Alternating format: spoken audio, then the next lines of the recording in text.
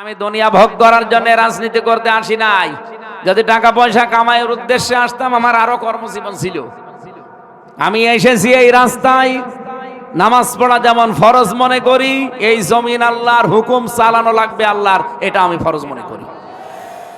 এই জন্য আল্লাহর প্রথম সিদ্ধান্তই ছিল আল্লাহ তা'বুদু ইল্লা ইয়াহু, আল্লাহ ছাড়া কারো ইবাদত করা যাবে না। সব জায়গা আল্লাহর ইবাদত আমরা নিশ্চিত করতে চাই। কথা বলেন না কেন? সেই ইবাদতের পরিবেশ বাংলাদেশের সব জায়গায় এখন আছে। আরো জোরে বলেন আছে। ওইটা তৈরি করতে গিয়ে যদি কারো গাত্রদাহ শুরু হয়, হোক। কষ্ট তো করেছি জীবনে, আরো করব, কিন্তু আল্লাহর বিধান দেশে কায়েম করেই ছাড়বো ইনশাআল্লাহ। এবার মাথায় গামছা বেঁধে লিখেছি যে শুধু ফতোয়া দেব না, এবার বাংলাদেশে ফতোয়া যা দেব ওইটা আমরা সংসদে আইন পাশ করে দেখাবো। পাগলকে যদি বলা হয় নৌকা নাড়াবি না, ও বলে আমার মনে ছিল না। আমরা তো এই লাইনারি লোক ছিলাম না, আমরা অবিখা ওয়াজ করে খেতাম, ওয়াজের বিনিময়ে খাদ্য। সুতরাং আপনারা সেখান থেকে জোর করে নিয়ে এসেছেন, এবার নেন। এইটা আমরা দুনিয়া ভোগ করার জন্য চাই নাকি? টাকা পয়সা বেশি বেশি কামাই করার জন্য, বেশি বিয়ে করার জন্য না। আপনারা বুঝেছেন তাহলে বাস্তবতা। 99.5 বিলিয়ন মার্কিন ডলার দেশ থেকে, এদেশে এখন ঋণ। এই যে 3 দিন আগের রিপোর্ট, 99.5 বিলিয়ন মার্কিন ডলার আমাদের মাথার উপরে ঋণ। 15.5 বছরে এখান থেকে পাচার হয়ে গেছে 94.4 বিলিয়ন মার্কিন ডলার। আমার তো মাঝে মাঝে মনে হয় এই পাচার করা অর্থগুলো যদি ওনারা ওই দেশে না নিয়ে এই দেশেই মানুষের কর্মসংস্থান তৈরি করত, আর যে সমস্ত উন্নত দেশ আছে তারা যদি তাদের ব্যবসা প্রতিষ্ঠান এখানে সম্প্রসারণ করত, আমাদের এই দেশে এখন যে বেকার একটাও থাকতো না। আমি আমার কুষ্টিয়ার কথা বলছি। আমার এই 2 থানার এরিয়া একটু বড়। আমি হিসাব করে দেখলাম যদি মাত্র 10,500 11,000 মানুষের কর্মসংস্থান তৈরি করা যায়, অন্তত আমার এরিয়ার ভেতরে আর বেকার মানুষ থাকবে না। অথচ তৈরি করা সম্ভব ছিল। ওখানে জাতীয় নেতা ছিল 2 জন, ইনু আর একজনের নাম হানিফ। জাতীয় নেতা 2 জনেই নাম করা, তারা কিন্তু কুষ্টিয়া থেকে অনেক উপরে নিয়ে যেতে পারত, কিন্তু তাদের যে টাকা পয়সাগুলো সব বাইরের দেশে তারা পাচার করেছে। কি হলো বলেন তো তাদের? এখন তো বাড়ি ঘরগুলো এখন মানুষ একেবারে মাটির সাথে মিশিয়ে দিয়েছে। মাঝে মাঝে তাদের বাড়ির সামনে দিয়ে যায় আর চিন্তা করি, আল্লাহ, এই মানুষগুলো টাকা পয়সা পাচার না করে যদি এই কুষ্টিয়ার বুকে হাজার হাজার মানুষের কর্মসংস্থান তৈরি করে দিত, ওদেরকে অন্তত এখন আর পালানো লাগতো না। আর এখন যে অবস্থার সৃষ্টি তারা করেছে, এই অবস্থাও তাদের উপরে আসতো না। নবীজি শুধু নিজের জন্য দোয়া করেননি, সবাইকে নিয়ে। সুতরাং এই বাংলাদেশের 56,000 বর্গ মাইলকেও রক্ষা করার জন্য শুধু আমরা নিজেরা না, সবাইকে নিয়ে এবার কাজ করতে চাই। আমার কথার অর্থ বোঝেন আপনারা? এই দেশে যত বড় রাজনৈতিক দল আপনি দাবি করেন, এককভাবে যদি মনে করেন আমি এই দেশকে কন্ট্রোল করে ফেলবো, না, আপনি পারবেন না। তাদের নাম শুনলে মানুষ এখন পর্যন্ত ঘৃণা করছে। আপনারা জানেন ওবায়দুল কাদেরের অবস্থা কিন্তু একেবারেই কিরোসিন। আর মনে হয় ফিরবে না, একেবারে শেষ পর্যায়ে। ডাক্তাররাও ফেরত দিয়ে দিয়েছে যে না, আর হবে না। এখন যদি উনি মারা যায়, বাংলাদেশে কোনো ভক্ত যদি বলে ওনারে আমরা এখানে নিয়ে এসে কবর দেব, ভক্তও মরবে, আরো তো মরে গেছে।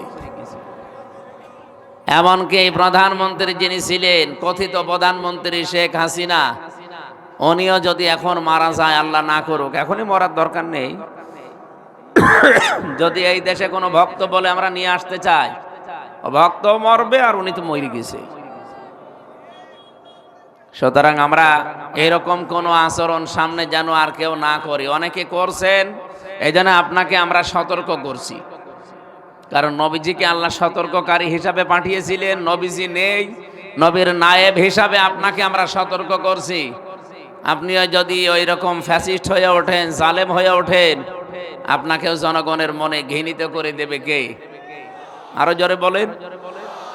জীবনে কোনোদিন ভাবতেও পারি না যে জেলখানা থেকে আবার কোনোদিন বের হব। আল্লাহ দয়া করে বের করে দিয়েছেন এই আগস্টের এই ঘটনার কারণে। আমি যেটা এখান থেকে আপনাদের বোঝাতে চাই, এত বড় শিকড় যদি আল্লাহ কেটে দিতে পারে, কে কেটেছে? কেউ যেহেতু জানা নেই, তাহলে আগামীতে কেউ যদি জালেম হয়ে ওঠেন, তারও 14 বংশের শিকড় কেটে দিতে পারে কে? আল্লাহ না, কে? কেউ জানে না।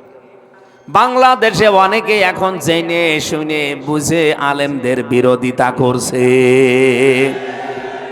যারা কিছুদিন আগেও সংসদে কোরআনের উদ্ধৃতি দিয়ে কথা বলতো, এখন তারা আলেমদেরকে রাজাকার বলছে। কথা বলে না কেন? আমি কি বানিয়ে বলছি এটা? কিছুদিন আগেও যারা কোরআনের আয়াত পড়ে পড়ে জনগণকে শোনাতো, মনে তো বিশাল আল্লামা, মুফাসসিরে কোরআন, ভারতের কামান, মুজাদ্দেদে জামান, অথচ এখন তারা দেখেন আমার মতো মানুষকেও ছাড় দেয় না বলে এও রাজাকার চেতনায়। আজ যেহেতু দেশ নিয়ে ষড়যন্ত্রের একেবারে সর্বশেষ জায়গায় পৌঁছিয়ে গেছে ভারত, আপনারা গ্রাম্য মানুষ টের পাচ্ছেন না। কঠিন ষড়যন্ত্রে লিপ্ত হয়েছে আমাদের এই প্রতিবেশী নামে কলঙ্ক এই ভারত আমাদের নিয়ে। ওরা এতদিন চেষ্টা করেছিল যে মহিলাকে নিয়ে এসে মহিলাকে দিয়ে পারে নাই, এখন নতুন করে আবার কাউকে কাউকে ধরেছে, এমন এমন চেষ্টা চালাচ্ছে। দেখেন এই যে মাঝে মাঝে এই বিশৃঙ্খল পরিবেশ তৈরি করে বিশ্বের মানচিত্রে এই দেশটা জঙ্গি দেশ, এটা ওরা দেখানোর চেষ্টায় আছে, কিন্তু পারছে না। ঢাকাতে একজনকে গুলি করে মেরে ফেললো কালকে। এই বিশৃঙ্খলাগুলো যারা ঘটাচ্ছে, আমরা কিন্তু অনেকে জানি এগুলো কেন করছে, কার ইন্ধনে করছে, আমরা তাও জানি। পাশের এই প্রতিবেশী নামে ইন্ডিয়া কলঙ্ক এরা চেষ্টা চালাচ্ছে। এই দেশটাকে আমরা অঙ্গরাজ্য যদি বানাতে পারতাম, ভারতের বহু জায়গায় আপনি দেখেন এখন অনেক মুসলমানকে ধরে বলছে বল জয় শ্রীরাম, নয়তো মেরে ফেলবো। আমি কি এটা বানিয়ে বলছি না হচ্ছে? এই পরিস্থিতি আমরা আর এদেশে থাকতে দিতে চাই না। আমরা সারা বাংলাদেশে 56,000 বর্গ মাইল দিন রাত এক করে ঘুরবো, কেউ আমার সামনে দাঁড়াবে না। মালয়েশিয়া বাংলাদেশের যাতে 7 ডবল বড় বিশাল প্রদেশ, প্রতিদিন আমি 1000-1500 কিলোমিটার রান করতাম ওই দেশে প্রতিদিন। রাত নেই দিন নেই, 24 ঘন্টা চলতেছি। ড্রাইভার আমারে বলছে কোনো ভয় নেই, আল্লাহ ছাড়া কেউ আসবে না। আমরা ওইরকম একটা শান্তি স্বস্তি নিরাপত্তার দেশ বাংলাদেশ বানাতে চাই। আপনারা রাজি আছেন না? রাজি আছেন না? এইরকম পরিবেশ বাংলাদেশে তৈরি হোক, আমরা যারা চাই। এটাকে যারা রাজনীতি মনে করেন, হ্যাঁ এটা আমার রাজনীতি। আমরা কথা বলছিলাম হযরতে সুলাইমান নবীর একটা দোয়া, এটা কোরআনে আল্লাহ আয়াত নাজিল করে আমাদেরকে শুনিয়েছে। এরকম 25 জন নবীর নাম পেয়েছি আমি কোরআনে। 24 জন নবীর দোয়ার ধাঁচ সব একরকম, শুধু একজন নবীর দোয়া ছিল একটু অন্যরকম। হযরত আদম আলাইহিস সালামের দোয়াটা একটু ভিন্ন রকম। তিনি দোয়া করেছিলেন রব্বানা যালামনা আনফুসানা ওয়া ইল্লাম তাগফির লানা ওয়া তারহামনা লানাকুনান্না মিনাল খাসিরিন। আর বাকি যে 24 জন নবীর দোয়া ডাইরেক্ট ইনডাইরেক্ট কোরআনে আমি পেয়েছি। হযরতে ইউসুফ নবী দোয়া করেছিলেন 13 নম্বর পারা 1ম নাম্বার পৃষ্ঠার 4 নম্বর লাইনের 55 নম্বর আয়াতে আছে সূরা ইউসুফ। আমাদের নবী মুহাম্মদুর রাসূলুল্লাহ দোয়া করেছিলেন সূরা বানী ইসরাইল 80 নম্বর আয়াত 15 নম্বর পারা 8 নম্বর পৃষ্ঠার 14 নম্বর লাইনে আছে। এরকম প্রত্যেকটি নবীর দোয়া পড়েছি আর আমি মিলিয়েছি। বলেন তো এই যে নবীরা দোয়া করেছিলেন ওয়াজআললি মিল্লাদুনকা সুলতানান নাসীরা, হে আল্লাহ আমাকে রাজ ক্ষমতা দাও যার ভেতরে তোমার সাহায্য থাকে। ইউসুফ নবী দোয়া করেছিলেন ক্বালা রাব্বি জাআলনি খাযাইনিল আরদি ইন্নী হাফিজুন আলীম। এই যে নবীদের যে দোয়ার সারমর্ম, যে কথা আপনাদেরকে শোনাচ্ছিলাম, সুলাইমান নবী দোয়া করলেন, আল্লাহ আমাকে তুমি মাফ করে দাও, আমাকে এমন একটা রাজ ক্ষমতা দান করো যে আমার পরে তুমি আর কাউকে এরকম ক্ষমতা দেবে না। আল্লাহ তার দোয়া কবুল করেননি, জবাব দিলেন না। আল্লাহ তাকে এমন ক্ষমতা দিয়েছিলেন, তিনি পিপিলিকার ভাষা পর্যন্ত বুঝতেন। কথা বলেন না কেন? জিন পর্যন্ত তার আনুগত্য করত, তার তাবেদার ছিল। আমার প্রশ্ন, এই যে নবীরা যে দোয়া করলেন, ওনারা কি দুনিয়া ভোগ করার জন্য দোয়া করেছিলেন? বলেন বলেন। ক্ষমতা পাওয়ার জন্য, ভোগ করার জন্য এই দোয়া করেছিলেন? দুনিয়ায় বেশি বেশি টাকা পয়সা কামাই করবেন এই জন্যে, বেশি বেশি বিয়ে করবেন এই জন্যে। একটা বারের জন্য চিন্তা করেন না, এই দোয়াগুলো তো কোরআনে আছে, খালি কোরআন শরীফ খতম করে গেলেই হবে? হযরতে সুলাইমান তিনি দোয়া করলেন, আল্লাহ আমাকে রাজ ক্ষমতা দাও। আমি সারমর্ম পড়ে দেখলাম, তাফসীরের ভেতরে লেখা আছে উনি দুনিয়া ভোগ করার জন্য না, দুনিয়ায় টাকা পয়সা অর্থ সম্পদ এগুলোর মালিক হওয়ার জন্য না, দ্বীনের যে বিধানের কথা তিনি বলতেন খালি বলেই যেতেন, কিন্তু মানুষকে মানাতে পারতেন না। চিন্তা করলেন এটা বলে গেলেই হবে না, এটা মানুষকে মানানো লাগবে। আর মানাতে হলে যে জায়গা দরকার সেই জায়গা তিনি চেয়েছিলেন। আমরা সত্যি নবীর উম্মত যারা, নবীর উত্তরাধিকারী যারা, আমরা সত্যিকারের নবীর উম্মতের ভেতরে যারা গণ্য হতে চাই, আমাদেরও মন থেকে বলছি এদেশে ক্ষমতা যদি আমরা পাই দুনিয়া ভোগ করার জন্য না, আল্লাহর বিধান বাস্তবায়নের জন্যে। আমি জেলে যাওয়ার আগে 19 সালের শেষের দিকে জেলে চলে গেলাম। ওই সময় গ্রামে একটা জেনার ঘটনা ঘটেছিল। এক মহিলার স্বামী আছে বিদেশে, ওই মহিলা গ্রামের একজনের সাথে লাইন করে কাজ করে ফেলেছে, 4 জন সাক্ষীও আছে। মহিলা যদি একটু নরম হয়, যে একটু মাপ মাপ চায় তাও তো হয়, বলছে করেছি তা হয়েছে কি, দরকার হয় ফের করবো। যে কি গো, এ মহিলা তো সেই রকম ধাঁচ দেখছি। গ্রামের লোকজন বলছে ফতোয়া দেন তো কি করা যায়। বলে আমার ফতোয়া হচ্ছে, যেহেতু বিবাহিতা, এর বুক পর্যন্ত মাটির ভেতরে গেড়ে ফেলে পুঁতে ফেলে উপর থেকে পাথর বা ইট দিয়ে মেরে ফেলা লাগবে। এই ফতোয়াকে আমি বানিয়েছি না কোরআনে আছে? আরো জোরে বলেন। সূরা নূরের 2, 3, 4 নম্বর আয়াতে আছে যে অবিবাহিতা এবং বিবাহিতা যদি হয় তাহলে তার বিচার কি হবে জেনা করলে। আমি গ্রামের মোড়ল যারা আছে, মাতব্বর মণ্ডল, বললাম যে রায় দিলাম, ফতোয়া দিলাম, কিন্তু এটা আবার কার্যকর করেন না। কারণ ওই মহিলাকে সঙ্গে সার করার আগে দেখা যাচ্ছে পুলিশ আমারে সঙ্গে সার করে, বললেন হুজুরের ধরে নিয়ে আয়। না, এটা তো 19 সালের কথা, কথা বোঝার চেষ্টা করেন কি বলতে চায়। 7 দিন, খুব বেশি হলো 7 দিন পরে পুলিশ একটা মামলায় আমারে ধরে নিয়ে গেল। 3 বছর জেলখানায় থেকে বের হলাম, এসে দেখছি গ্রামের লোক 2 ভাগ। এক ভাগ আছে ওই মহিলার পক্ষে, টাকা পয়সা আসে, ওর স্বামী পাঠায়, ওইটা খেয়ে আল্লাহ বিল্লাহ করে। আর এক দল আছে তারা নামাজ রোজা করে, ওই দলে নেই। 3 বছর পরে বাড়ি আসলাম, দেখছি এই এক দল আর আসে না, কথাও বলে না। কি গো, আপনাদের সমস্যা কি? কথা তো বলেন না, বা দেখাও করলেন না। বলছে না, তোমার সাথে কোনো কথা নেই, তোমার ওয়াজও শুনবো না। কি গো, কি অপরাধ আমার বলেন? আমার অপরাধ এতদিনেও মাফ হয়নি? বলছে না, খালি ফতোয়া দিতে পারো, দেখাতে পারো না। ঠিক আছে, এবার মাথায় গামছা বেঁধে লিখেছি যে শুধু ফতোয়া দেব না, এবার বাংলাদেশে ফতোয়া যা দেব এটা আমরা সংসদে আইন পাশ করে দেখাবো। পাগলকে যদি বলা হয় নৌকা নাড়াবি না, ও বলে আমার মনে ছিল না। আমরা তো এই লাইনারি লোক ছিলাম না, আমরা অবিখা ওয়াজ করে খেতাম, ওয়াজের বিনিময়ে খাদ্য। সুতরাং আপনারা সেখান থেকে জোর করে নিয়ে এসেছেন, এবার নেন। এইটা আমরা দুনিয়া ভোগ করার জন্য চাই নাকি? টাকা পয়সা বেশি বেশি কামাই করার জন্য, বেশি বিয়ে করার জন্য না। আপনারা বুঝেছেন তাহলে বাস্তবতা।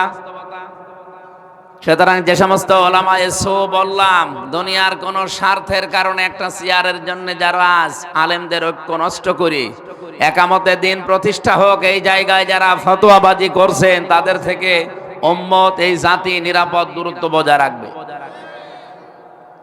ঠিক কি বুঝে বললেন নাকি আন্দাজে? আলহামদুলিল্লাহ।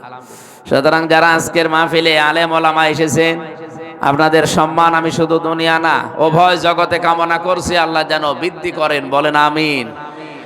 মঞ্চে বসা ওলামা ইকরাম, সামনে বসা মুসলমান ভাইরা, পর্দার আড়ালের সম্মানিতা মা এবং বোনেরা, মেয়েরা এসেছে, প্রাণ প্রিয় খুলনাবাসী, আমাদের খুলনা বিভাগের সন্তান আমি নিজেও। আমাদের একটা দাম আছে, কারণ বাংলাদেশ জামাত ইসলামীর শ্রদ্ধাভাজন কেন্দ্রীয় সেক্রেটারি জেনারেলের বাড়ি এই খুলনায়, মনে হয় পাশের থানায় হবে, ফুলতলা। আমার মাহফিলটা নিয়েছিল, আমারে বলছিল যে মিয়া গোলাম পরওয়ার সাহেব থাকবে, তো এসে আর এক পরওয়ার সাহেব। আলহামদুলিল্লাহ। হ্যাঁ, দেখতে একই রকম, খালি নামটা পাল্টানো। ওটার নামের আগে অধ্যাপক, এটার নামের আগে মাওলানা। আলেম পেয়েছি একজন, আলহামদুলিল্লাহ রাব্বিল আলামিন। এই যে 18টা দিন দেখতে দেখতে চলে গেল। নবীজি এই মাস যখনই পেতেন তিনি দোয়া করতেন, আল্লাহুম্মা বারিক লানা ফি রজব ওয়া শাবান ওয়া বাল্লিগনা রমাদান। এই দোয়া তো আমরাও ছোটবেলা থেকে পড়ি। কি আছে দোয়ার ভেতরে আপনি একটা বারের জন্য খেয়াল করে পড়িছেন? আমার এখন মাঝে মাঝে মনে হয় এই দোয়াটা যদি বাংলাদেশের মানুষ এখন বুঝে পড়ে, তাহলে এই দেশে যে রাজনৈতিক মারামারি, হানাহানি, কলহ, এটা বন্ধ হয়ে যাবে। রজব মাস আসলেই বলা লাগে আল্লাহুম্মা, হে আল্লাহ, বারিক লানা। বহু বচন, এটা জমা মুতাকাল্লিম। বারিক লি বলা হয়নি, বারিক লানা। হে আল্লাহ, তুমি আমাদের সবাইকে বরকত দাও। ফি রজব ওয়া শাবান, রজব আর শাবান এই 2 মাসের। বাল্লিগনা, এটাও বাল্লিগলি বলা হয়নি, বাল্লিগনা। রমাদান, আমাদের রমজান পর্যন্ত সবাইকে পৌঁছিয়ে দাও। নবীজির যেহেতু মুখের দোয়া এটা, আপনারা অনেকে পড়েছেন, পড়ার ভেতরে কি নবীজি দিতে চেয়েছেন ওইটা আমরা নিতে পারি নাই। সবাই মিলে দোয়া করছি, আল্লাহ আমাদের সবাইকে আপনি পৌঁছিয়ে দেন রমজান পর্যন্ত, আর এই 2 মাসের বরকত আমাদের সবাইকে দান করেন। নবীজি শুধু নিজের জন্য দোয়া করেননি, সবাইকে নিয়ে। সুতরাং এই বাংলাদেশের 56,000 বর্গ মাইলকেও রক্ষা করার জন্য শুধু আমরা নিজেরা না, সবাইকে নিয়ে এবার কাজ করতে চাই। আমার কথার অর্থ বোঝেন আপনারা? এই দেশে যত বড় রাজনৈতিক দল আপনি দাবি করেন, এককভাবে যদি মনে করেন আমি এই দেশকে কন্ট্রোল করে ফেলবো, না, আপনি পারবেন না। 99.5 বিলিয়ন মার্কিন ডলার দেশ থেকে, এদেশে এখন ঋণ। এই যে 3 দিন আগের রিপোর্ট, 99.5 বিলিয়ন মার্কিন ডলার আমাদের মাথার উপরে ঋণ। 15.5 বছরে এখান থেকে পাচার হয়ে গেছে 94.4 বিলিয়ন মার্কিন ডলার। আমার তো মাঝে মাঝে মনে হয় এই পাচার করা অর্থগুলো যদি ওনারা ওই দেশে না নিয়ে এই দেশেই মানুষের কর্মসংস্থান তৈরি করত, আর যে সমস্ত উন্নত দেশ আছে তারা যদি তাদের ব্যবসা প্রতিষ্ঠান এখানে সম্প্রসারণ করত, আমাদের এই দেশে এখন যে বেকার একটাও থাকতো না। আমি আমার কুষ্টিয়ার কথা বলছি। কুষ্টিয়ার সদর আসন থেকে আমাকে নমিনেশন দিয়েছে জামাত ইসলামী বাংলাদেশ। আমার 4.5 লাখের মতো প্রায় ভোট। আমার এই 2 থানার এরিয়া একটু বড়। আমি হিসাব করে দেখলাম, যদি মাত্র 10,500 11,000 মানুষের কর্মসংস্থান তৈরি করা যায়, অন্তত আমার এরিয়ার ভেতরে আর বেকার মানুষ থাকবে না। অথচ তৈরি করা সম্ভব ছিল। ওখানে জাতীয় নেতা ছিল 2 জন, ইনু নুনু বলে ডাকে মানুষ, ইনু হবে ওনার নাম, হাসানুল হক ইনু, আর একজনের নাম হানিফ। জাতীয় নেতা 2 জনেই নাম করা। তারা কিন্তু কুষ্টিয়া থেকে অনেক উপরে নিয়ে যেতে পারত, কিন্তু তাদের যে টাকা পয়সাগুলো সব বাইরের দেশে তারা পাচার করেছে। কি হলো বলেন তো তাদের? এখন তো বাড়ি ঘরগুলো এখন মানুষ একেবারে মাটির সাথে মিশিয়ে দিয়েছে। মাঝে মাঝে তাদের বাড়ির সামনে দিয়ে যায় আর চিন্তা করি, আল্লাহ, এই মানুষগুলো টাকা পয়সা পাচার না করে যদি এই কুষ্টিয়ার বুকে হাজার হাজার মানুষের কর্মসংস্থান তৈরি করে দিত, ওদেরকে অন্তত এখন আর পালানো লাগতো না। আর এখন যে অবস্থার সৃষ্টি তারা করেছে, এই অবস্থাও তাদের উপরে আসতো না। তাদের নাম শুনলে মানুষ এখন পর্যন্ত ঘৃণা করছে। আপনারা জানেন ওবায়দুল কাদেরের অবস্থা কিন্তু একেবারেই কিরোসিন, আর মনে হয় ফিরবে না, একেবারে শেষ পর্যায়ে। ডাক্তাররাও ফেরত দিয়ে দিয়েছে যে না, আর হবে না। এখন যদি উনি মারা যায়, বাংলাদেশে কোনো ভক্ত যদি বলে ওনারে আমরা এখানে নিয়ে এসে কবর দেব, ভক্তও মরবে, আরো তো মরে গেছে। এমনকি প্রধানমন্ত্রী যিনি ছিলেন, কথিত প্রধানমন্ত্রী শেখ হাসিনা, উনিও যদি এখন মারা যায়, আল্লাহ না করুক, এখনই মরার দরকার নেই। যদি এই দেশে কোনো ভক্ত বলে আমরা নিয়ে আসতে চাই, ভক্ত মরবে আর উনি তো মরে গেছে। সুতরাং আমরা এরকম কোনো আচরণ সামনে যেন আর কেউ না করি। অনেকে করছেন, এই জন্য আপনাকে আমরা সতর্ক করছি। কারণ নবীজিকে আল্লাহ সতর্ককারী হিসাবে পাঠিয়েছিলেন, নবীজি নেই, নবীর নায়েব হিসাবে আপনাকে আমরা সতর্ক করছি। আপনিও যদি ওই রকম ফ্যাসিস্ট হয়ে ওঠেন, জালেম হয়ে ওঠেন, আপনাকেও জনগণের মনে ঘৃণিত করে দেবে কে? আরো জোরে বলেন। ফাতিলকা বুয়ুতুহুম খাবিয়াতাম বিমা যালামু ইন্না ফি যালিকা লাআয়াতাল লিকাউমি ইয়ালামুন। সূরা নমলের 52 নম্বর আয়াতে আছে, আল্লাহ বলেন, এই সেই ঘরগুলো, মনে হচ্ছে আমাদের আল্লাহ এভাবে আমাদেরকে দেখিয়ে দিচ্ছেন, এই সেই ঘরগুলো। বাইতুন না দিয়ে আল্লাহ বুয়ুত বহু বচন দিয়েছেন। খাবিয়াতাম বিমা যালামু, এগুলো জনশূন্য হয়ে পড়ে আছে। আজ মানব শূন্য, কেউ আর এখানে থাকে না। আমি তো বাংলাদেশের অনেকগুলো জায়গায় আগস্টের 5 তারিখের পর থেকে ঘুরেছি। জালেমদের কোনো চিহ্ন এখন এই দেশে আর কেউ রাখতেও চায় না। কোরআনের আয়াতটা নাযিল হয়েছে 1500 বছর আগে লূত আলাইহিস সালামের বংশধরদের কারণে। আর আমার তো মনে হচ্ছে 2024-এর আগস্টের 5 তারিখের বিকালে এ আয়াত আবার নতুন করে আরেকবার নাযিল হয়েছে। ওই যে ফজলুর রহমান আছে না, ফজু,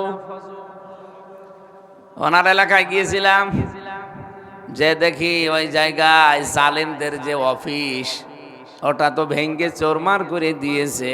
এমনকি ওইটা এখন মানুষের টয়লেট। অনেকেই প্রসাব করছে, যে মনের শোকে প্রসাব করে আসতেছে, মনে হচ্ছে ওখানে গেলে আরাম পায়। আল্লাহ পাক বলেন, কেন এমন অবস্থা করলাম জানো? খাবিয়াতাম বিমা যালামু, এই জালেমদের কারণে। কারণ এখানে জুলুম হতো, জুলুমের দুর্বিসন্ধি হতো। আজও পৃথিবীতে অনেক জায়গা আছে যেখানে জুলুম হচ্ছে এবং জুলুমের দুর্বিসন্ধি হচ্ছে। আমি নাম নিলাম না তাই।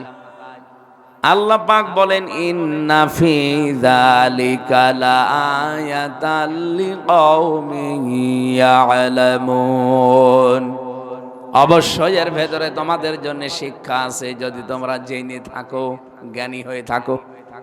কি শিক্ষা আছে আমাদের জন্য এখানে? হাত্তা ইযা ফারিহু বিমা উতু আখাযনাহুম বাগতাতান ফাইযাহুম মুবলিসুন। সূরা আনামের 44 নম্বর আয়াতে আল্লাহ জানিয়েছেন, এই মানুষগুলো যখন তাদের ক্ষমতা নিয়ে, প্রভাব প্রতিপত্তি নিয়ে যারা আনন্দে ছিল, আত্মহারা হয়েছিল, আমার আল্লাহর নিয়ামতের কথাগুলো, বিধানের কথাগুলো যারা ভুলে গিয়েছিল, হঠাৎ করে আমি আল্লাহ তাদেরকে আকস্মিক ভাবে ধরলাম। বাগতাতান ফাইযাহুম মুবলিসুন, তারা হতভম্ব হয়ে গেল। জীবনে তারা ভাবতেও পারে না যে হঠাৎ করে আগস্টের 5 তারিখ চলে আসবে আর আমাদের জীবনের সব রঙিন স্বপ্ন শেষ হয়ে যাবে। বলেন তো এই কথাগুলো কত বাস্তব আল্লাহর কোরআনের? এই 1500 বছর আগের কথা আল্লাহ মনে হচ্ছে আমাদের দেখে দেখে আবার আরেকবার নাজিল করেছে। রাব্বুল আলামিন বলেন ফাকতিউ দাবিরুল কওমিল্লাযিনা যালামু আলহামদুলিল্লাহি রাব্বিল আলামিন। বলেন আল্লাহু আকবার। রাব্বুল আলামিন বলেন জালেমদের শিকড় কাটা হয়ে গেছে। কেটেছে কে? না না, আপনি আলেম। এখানে এমন কিছু শব্দ আছে যেগুলো আলেম ছাড়া আপনি আন্দাজে জবাব দেবেন না। ফাকতিয়া, এটা মজহুল, এর ফাইল জানা নেই। আল্লাহ বলেন ফাকতিয়া দাবিরুল কওমিল্লাযিনা যালামু, জালেমদের শিকড় কাটা হয়ে গেছে। কেটেছে কে? কেউ জানে না। কুষ্টিয়ায় হানিফের বাড়ি ভেঙেছে কে? কেউ জানে না। ও যদি কোনোদিন ফিরে এসে মামলা দিতে চায়, একটা মানুষও খুঁজে পাবে না। কারণ কে ভেঙেছে কেউ জানে না। আমার মনে হয় ফেরেশতা আসতে পারে। কথা বলেন না কেন? এত শক্ত করে পাথর দিয়ে বানানো 3 তলা বিল্ডিং, আর ওর ভাইটা 8 তলা, এখনো পর্যন্ত পুরাটা ভেঙে অনেকে কমপ্লিট করতে পারে নাই। এত শক্ত। আমি কেন বললাম এই উদাহরণটা? জালেমদের এত বড় শিকড়, আপনি চিন্তা করতে পারেন এই ইউনিয়নে কি রাড়ুরি নাকি ইউনিয়ন যেন, এই ইউনিয়নের একেবারে দারোয়ান থেকে সংসদ পর্যন্ত, স্পিকার পর্যন্ত সব জালেমদের সাজানো ছিল একেবারে থরে থরে। আমি রিমান্ডে থাকাকালীন দেখেছিলাম। প্রথমে আমরা আয়না ঘরে নিয়েছিল প্রথম 10 দিন। ওখানে যারা দায়িত্বে ছিল ওরা আমার বাড়ি থেকে নিয়ে গেল, যারা সব ওদের লোক। রিমান্ডে যে ম্যাজিস্ট্রেট রিমান্ড লিখবে সে ওদের লোক। এমনকি যে অফিসাররা রিমান্ডে নিয়ে অত্যাচার করবে সেও এই জালেমদের লোক। এমনকি যে জজ রায় দেবে ও জজও জালেমদের লোক। একজন পিপি দাঁড়িয়েছে সরকারি, সেও তো ওদের লোক। রিমান্ড যে চেয়েছে মামলার আয়ু, সে ওদের লোক। আমার কে? আল্লাহ তো আছে, আর একজনও ছিল। কে বলেন তো? আমার যে উকিল আছে অ্যাডভোকেট রোকন রেজা, ও শুধু মূর্তির মতো সে দাঁড়িয়ে থাকে, ওর কথা কেউ শোনেও না। কারণ 1 থেকে 9 পর্যন্ত সব জালেমরা। একটু পিছিয়ে নিন ভাই, অনেক হাতে মুখে লাগবে মুরব্বী মানুষ। পিছিয়ে নিন। বলেন 1 থেকে 9 পর্যন্ত সব জালেমেরা। শুধুমাত্র একটা কলা গাছ দাঁড় করিয়ে রেখেছি আমি। ওর কথা তো কোনো দিনে 3 বছরের শোনেও নাই। কি শিকড় ছিল, জীবনে কোনোদিন ভাবতেও পারি না যে জেলখানা থেকে আবার কোনোদিন বের হব। আল্লাহ দয়া করে বের করে দিয়েছেন এই আগস্টের এই ঘটনার কারণে। আমি যেটা এখান থেকে আপনাদের বোঝাতে চাই, এত বড় শিকড় যদি আল্লাহ কেটে দিতে পারে, কে কেটেছে? কেউ যেহেতু জানা নেই, তাহলে আগামীতে কেউ যদি জালেম হয়ে ওঠেন, তারও 14 বংশের শিকড় কেটে দিতে পারে কে? আল্লাহ না, কে? কেউ জানে না। আশা করছি আগামীতে এরকম কেউ হয়ে উঠবেন না। এই জন্যে নবীজির এই দোয়াকে আমরা এবার সামনে নিয়ে আসতে চাই। এই দোয়াটা বারিক লানা, যেহেতু নবীজি বললেন আমরা সবাইকে আল্লাহ তুমি বরকত দাও। আসেন আল্লাহরে বরকত পাওয়ার জন্য রজবের যে করণীয় আছে, বর্জনীয় আছে, এই কথাগুলো আজকে তাফসীর মাহফিল থেকে নিয়ে যাই। শুধু শুনে শেষ করে দেবেন না। এই রজব মাসের 26 তারিখের দিবাগত রাত 27 তারিখে ধুলির এই ধরা থেকে বিশ্ব নবীকে আল্লাহ নিয়ে গেছেন একেবারে সব নিদর্শন দেখাতে। রব্বুল আলামিন এই ঘটনা আমাদেরকে শুনিয়েছেন, কিন্তু তিনি নিজেই আশ্চর্য হয়ে গেছেন। সুবহানাল্লাযী আসরা বিআবদিহি লাইলাম মিনাল মাসজিদিল হারাম ইলাল মাসজিদিল আকসা। কোন আয়াতের প্রথমে যদি সুবহান শব্দ থাকে, এদিকে তাকান, সুবহান শব্দের বাংলা অর্থ হচ্ছে আশ্চর্য। বাংলা অর্থ কি? কোন আশ্চর্য জিনিস দেখলেও আমরা এই শব্দটাই বলি সুবহানাল্লাহ, বলি না? এ ঘটনা এত আশ্চর্য, আল্লাহ নিজে পর্যন্ত বর্ণনা করতে গিয়ে তিনিও আশ্চর্য হয়ে এই শব্দটা দিয়েছেন, সুবহানাল্লাযী আসরা বিআবদিহি। পবিত্র সেই সত্তা যিনি তার বান্দাকে কোনো এক রাতের বেলা ভ্রমণ করিয়েছিলেন। বাংলা অর্থ এতটুকুই, এর ভেতরে এমন কিছু আছে যেটা আশ্চর্য হওয়ার মতো। এই এদিকে তাকান, আপনি দেখেন তো, কোন এক রাতের কথা বললেন, লাইলান, কোন এক রাতে, অথচ তাফসীরে আমি পেয়েছি এই রাতটার সময়সীমা ছিল 1 2 3 করে যেভাবে আমরা গণনা করি এই হিসাবে 27 বছর।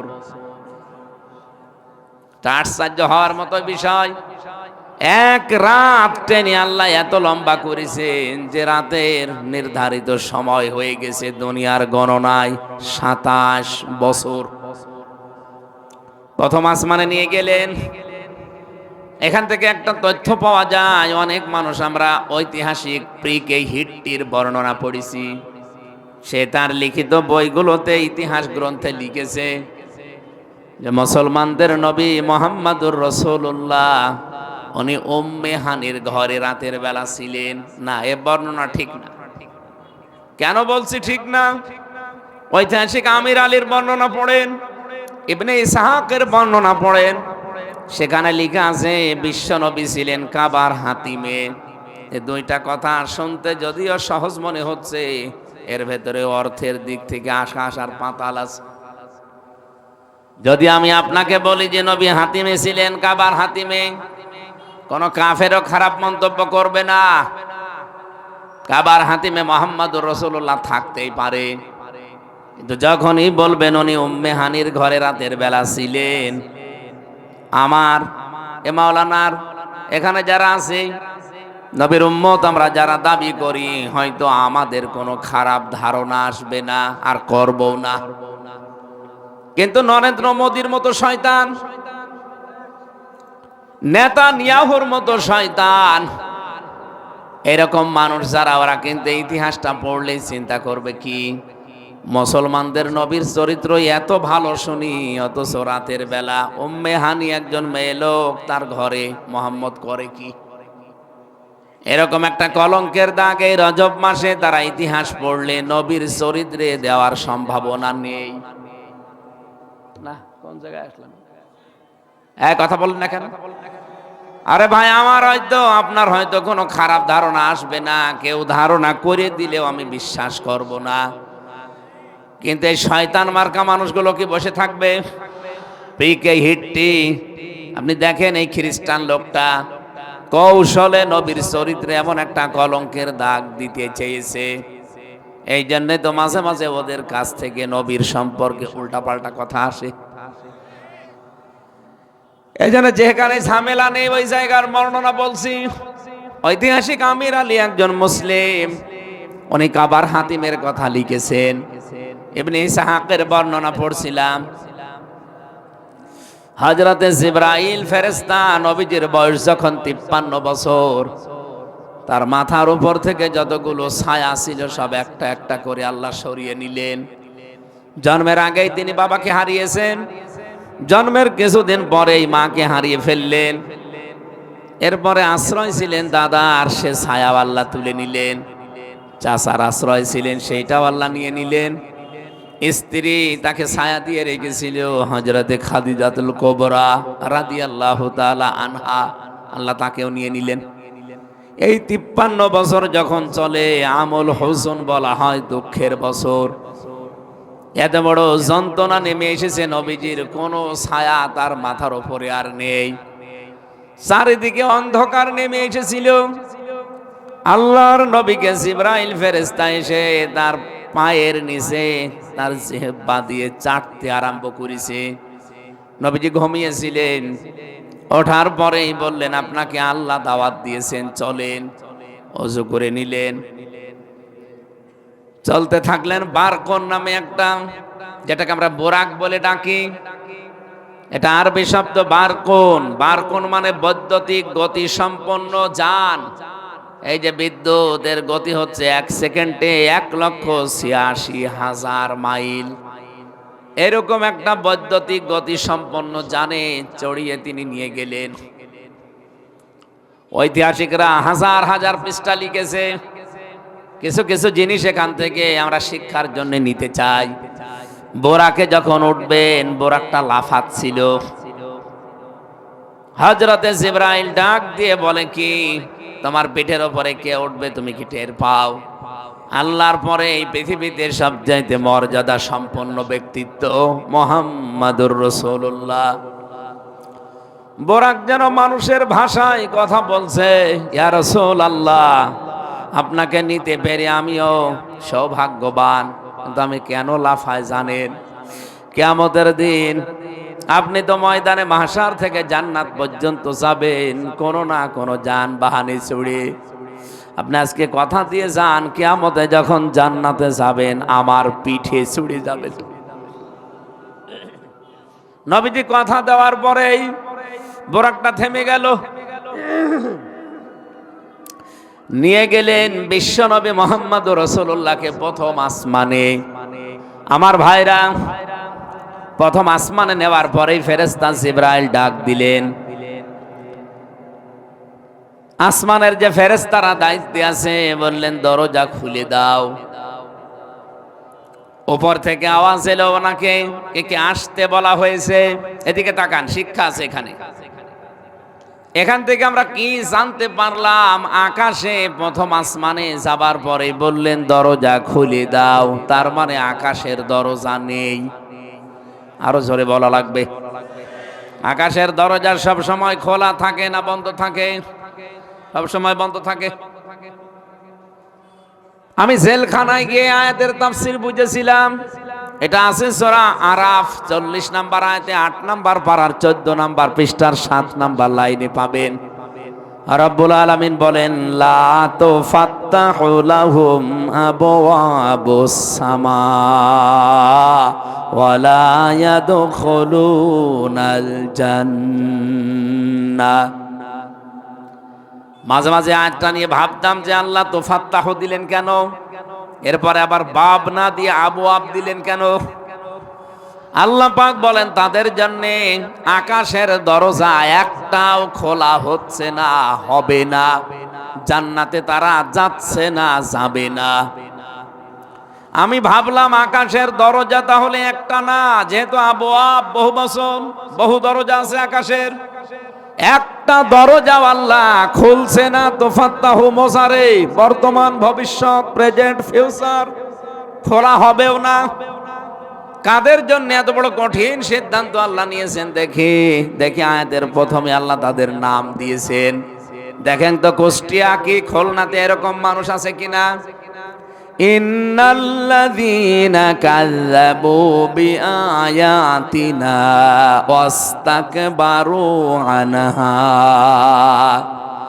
নিশ্চয় যারা আল্লাহর কোরআনের আয়াত শোনার পরে মিথ্যা মনে করে, এরকম মানুষ খুলনায় নেই। এই নাম ধরা লাগবে, খুলনায় নেই। নিশ্চয় যারা কাযযাবু বিআয়াতিনা, আমার আয়াতগুলোকে মিথ্যা মনে করে। আমি যে এই দেশে এখন দুইটা দল আছে, কোরআন দিয়ে যদি বলি অনেক মানুষ আছে তারা বিশ্বাসই করতে চাবে না।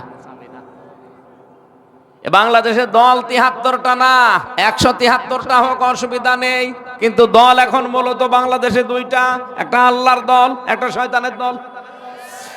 এই জমিন যার, আইন চলবে তার, এই নিয়তে যারা কাজ করে তারা আল্লাহর দল। জমিন যার, হুকুম চলবে অন্য জনের, এই নিয়তে যারা কাজ করে তারা শয়তানের দল।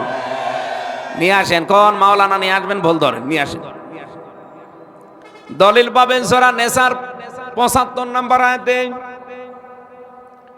আল্লাযীনা আমানু ইউকাতিলুনা ফি সাবিলিল্লাহ ওয়াল্লাযীনা কাফারু ইউকাতিলুনা ফি সাবিলিত তাগুত।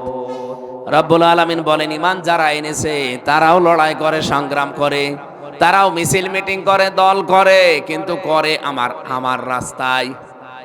কার রাস্তায়? আরো জোরে বলেন। যারা কাফের তারাও লড়াই করে, সংগ্রাম করে, তারাও মিছিল মিটিং করে, তারাও দল করে, হ্যাঁ করে, কিন্তু শয়তানের রাস্তায়।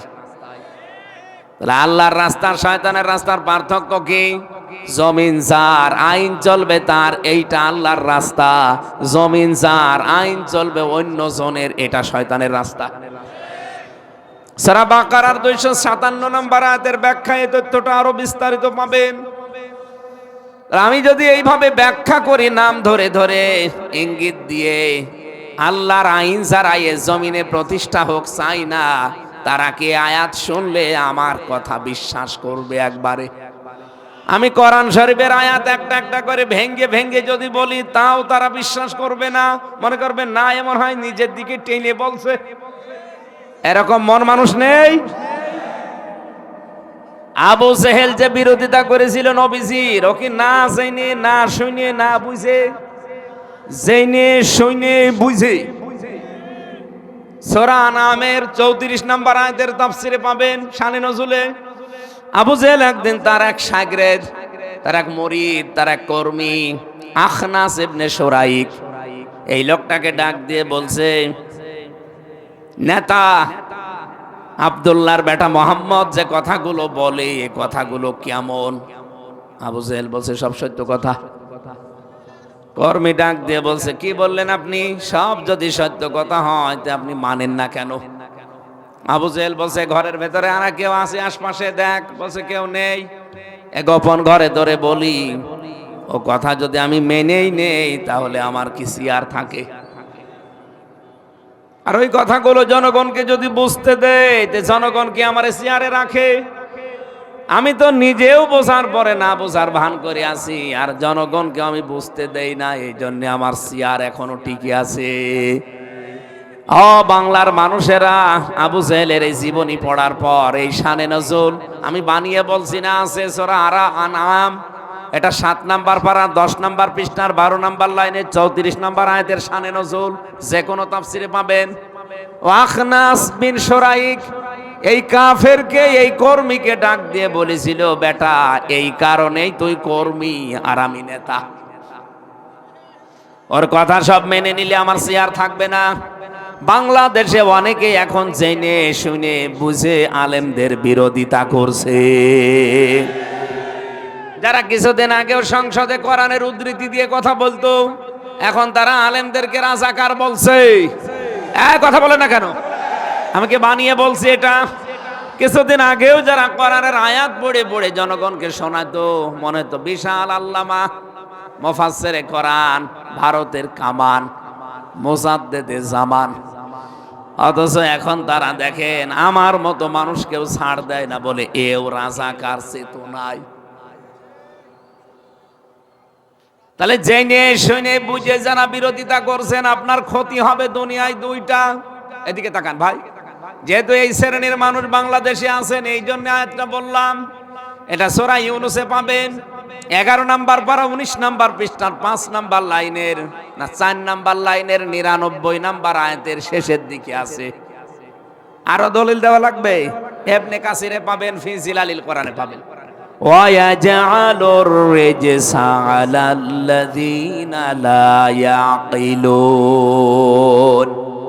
আল্লাহ পাক বলেন যে তার বিবেক বুদ্ধি কমন সেন্স আকল এটা যদি কাজে না লাগায়, তার এলেমকে তার জ্ঞানকে যদি সে কাজে না লাগায়, আমি আল্লাহ তার উপরে ভুল সিদ্ধান্ত চাপিয়ে দেই। কিছু বুঝলেন আপনি? আপনারও বিবেক আছে, আমারও বিবেক আছে, আমারও জ্ঞান আছে, আপনারও জ্ঞান আছে। আমার জ্ঞান আমার বিবেক আমাকে জমিন যার আইন তার চলবে এই কাজ করতে উদ্বুদ্ধ করে, আর আপনার বিবেক এই কাজ করতে বাধা দেয়। কথা বলেন। ওই জামানায় যদি জেনে শুনে বুঝে বিরোধিতা করার কারণে ওকে আল্লাহ হেদায়েত না দেয়, ও যেদিন বদরের যুদ্ধে ওর গলা যেদিন আলাদা করবে, আব্দুল্লাহ বিন মাসউদ রাদিয়াল্লাহু তাআলা আনহু ওকে কিন্তু 3 বার সুযোগ দিয়েছিল যে তোরে আমি ছেড়ে দিলাম, আমি নবীর কাছে যাচ্ছি, তুই চিন্তা ভাবনা কর কালেমা পড়বি কিনা। যখন ওর বুকের উপরে বসে বলছে বল কালেমা পড় তোর এখনো ছেড়ে দেব, আবু জেহেল ওই মুহূর্তেও বলেছিল আব্দুল্লাহর বেটা মোহাম্মদ তোদেরকে জাদু করেছে, আমারে করতে পারে নাই। ওরে যে আল্লাহ হেদায়েত দেয়নি, ভুল সিদ্ধান্ত ওর উপরে চাপিয়ে দিয়েছে, কারণ ওর জানা শোনার পরেও বোঝার পরেও বিরোধিতা করেছে। বলেন বলেন, আজ বাংলাদেশে যারা জেনে শুনে বুঝে বিরোধিতা করছেন, জেনে রাখেন আল্লাহর কসম আপনার উপরও আল্লাহ ভুল জিনিস চাপিয়ে দেবে। দেখেন না মাঝে মাঝে এমন এমন কথা অনেকের মুখ দিয়ে বের হয়ে যায়, তার একবারে সব শেষ। কি কথা বোঝে? একজন কিছুদিন আগে দেখলাম বলেই ফেলেছে আমরা শরিয়া আইনে বিশ্বাস করি না, আবার 10 দিন পরে বলছে না আমরা কোরআন সুন্নাহ দিয়ে দেশ চালাতে অঙ্গীকারাবদ্ধ। এক মুখে কয় কথা বলবেন? কয়দিন আগে বললেন আমরা বিশ্বাসই করি না, আর এখন বলছেন কোরআন হাদিস দিয়ে দেশ চালাবো। মানুষ কিন্তু বুঝে ফেলেছে এটা ভোট নেওয়ার কারসাজি। নাকি আপনারা বোঝেন না? এই যে ভুল জিনিসটা চাপিয়ে দিল প্রথমে কে? আল্লাহ বলেন আমি চাপিয়েছি কেন জানো? কারণ ওরও বিবেক আছে, ওরও জ্ঞান আছে, ওরও কমন সেন্স আছে, আকল আছে, কিন্তু কাজে লাগায়নি। এই বাংলাদেশ সহ বিশ্বে যারা আজকে বাংলা ভাষাভাষী শুনতে পাচ্ছেন, আপনি যদি বিবেকটা কাজে না লাগান, আমি কোরআন দিয়ে দলিল দিলাম আপনার উপরও আল্লাহ ভুল জিনিস চাপিয়ে দেবে। আসেন না আমরা বিবেকটা কাজে লাগাই। 2 নম্বরে যারা বিবেক কাজে লাগাবে না, আবু জেহেলের মতো মরণ যখন হবে তখন আপনি ঈমান আর পাবেন না, চেষ্টা করলেও পাবেন না, বেঈমান হয়ে মারা যাবেন। ও 3 একই কথা বলেছে, আব্দুল্লাহর ছেলে মোহাম্মদ তোদেরকে পর্যন্ত জাদু করেছে, কিন্তু আমার পর্যন্ত আসতে পারে নাই। আমি যদি এখনো মোহাম্মদকে পেতাম তাহলে তার মুখের উপরে আমি থুতু নিক্ষেপ করতাম। বলেন নাউজুবিল্লাহ।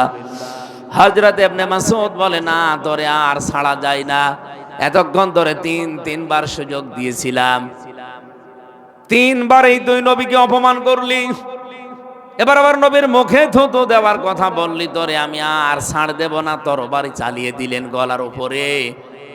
তরবারি যখন চলছে, আবু জেহেল ওই সময় ডাক দিয়ে বলেছে ইবনে মাসউদ গলাটা কাটতেছিস একটু বড় করে কাট, মানুষ যেন দেখে বোঝে যে নেতার মাথা। ওরে শয়তান, মরিয়ে যাচ্ছে তাও তেজ কমছে না।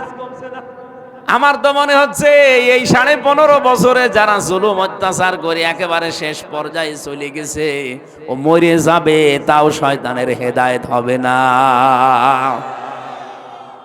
আপনি দেখবেন এই মানুষগুলো জীবনও ফেরবে না। এখনো মাঝে মাঝে অডিও রেকর্ড ফাঁস করে মানুষকে ভয় দেখায়। এই জন্য আকেল যাদের দিয়েছেন আল্লাহ, বিবেক দিয়েছেন, কাজে লাগাবেন। আমির হামজা জীবনেও তার কথা বানানো কথা কোরআনের ভেতরে ঢোকাতে পারবে না, আমার বাবারও ক্ষমতা নেই। কোরআনের ভেতরে যদি আমি কোনো কথা ঢুকিয়ে দেই, আমি আল্লাহর নামে চালাই, আমি ধরা খেয়ে যাব। যেমন আবুল সরকার ধরা খেয়েছে, আল্লাহর কোরআনের আয়াত পড়ে মন মতো ব্যাখ্যা করছিল, ধরা খায়নি। বলেন বলেন না, খুলনার মানুষেরা জানে না আয়াত পড়েছে, কিন্তু কুল আউযু বিরাব্বিন নাস, আল্লাহ নাকি নাচতে বলেছে, ধরা খেয়েছে না, এখন জেলে আছে।